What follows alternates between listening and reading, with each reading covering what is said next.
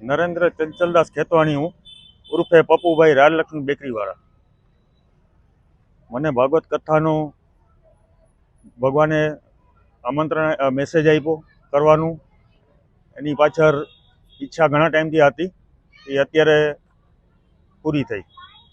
એમાં અમારા 4 મિત્રો જે ખાસ એ લોકોએ મને હિંમત આપી કરવી હતી. એ લોકોને હતું કે આલાને કરવી જે કરતો નથી, પણ આ લોકોએ હિંમત આપી કે તું કર, બાકી અમે બેઠા છીએ. આખું આયોજનનું આ 4 મારા મિત્રો છે: અમિતભાઈ અનડકર, રમેશભાઈ ગઢવી, વિજયભાઈ ગઢવી, મનોજ અમલાણી. આપણે આંદાબાવા સેવાના ટ્રસ્ટી છે. એ લોકોનું સારું આમાં મહેનતનો ભાગ છે, બધાનો સારો ભાગ છે. આ લોકોની હિંમતથી હું આગળ વધ્યો. બાકી બીજું કોઈ આમ ઓલું નહોતું કંઈ, પણ એક ઈચ્છા થઈ અને આ લોકો હિંમત આપ્યું અને આ દરરોજ આયોજન સારું થાય છે, દિવસે દિવસે સારું થાય છે.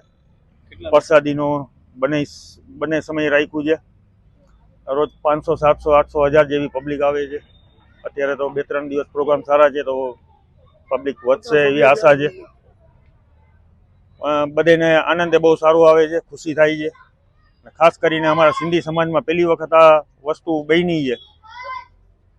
એનું મારા ઉપર ભગવાનની બહુ સારી કૃપા છે. ભાગવત કથાની તો કૃપા છે જ, પણ સાથે સાથે આ એક મોટી કૃપા એ છે કે એનું મારા ઉપર લાભ આપ્યો, કે મને કરવાનો લાભ આપ્યો.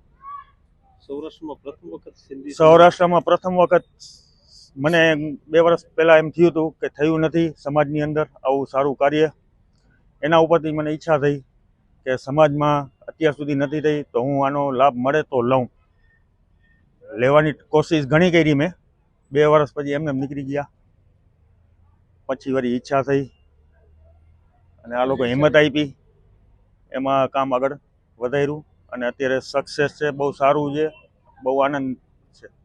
હા, અમારા શ્યામભાઈ વક્તા શ્રી શ્યામભાઈ ઠાકર, અમે ત્યાં એ લોકો પાસે આજ્ઞા લેવા ગયા કથા માટે.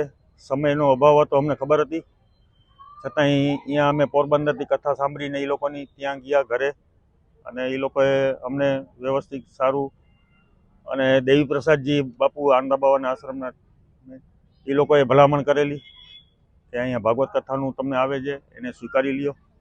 એટલે શ્યામભાઈ ઠાકરે એ વસ્તુ સ્વીકારી અને અમને એનું આ કરવાનું આમંત્રણ આપ્યું.